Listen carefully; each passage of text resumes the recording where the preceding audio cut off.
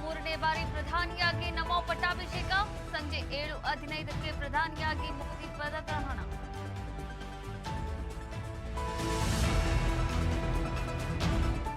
ಮೂರನೇ ಬಾರಿಗೆ ಪ್ರಧಾನಿಯಾಗಿ ಮೋದಿ ಪದಗ್ರಹಣ. ಪ್ರಮಾಣ ವಚನಕ್ಕೂ ಮುನ್ನ ಮೋದಿ ರಾಜ್ಘಾಟ್ಗೆ ಭೇಟಿ.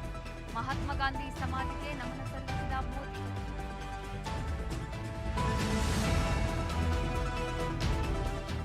ರಾಯ್ಬರೇಲಿ ವಯನಾಡಿನಲ್ಲಿ ರಾಹುಲ್ ಗೆಲುವು. ವಯನಾಡು ತೊರೆಯಲಿರುವ ರಾಹುಲ್ ಗಾಂಧಿ ರಾಯ್ಬರೇಲಿ ಉಳಿಸಿಕೊಳ್ಳಲಿರುವ ಕೈನಾಯಕ.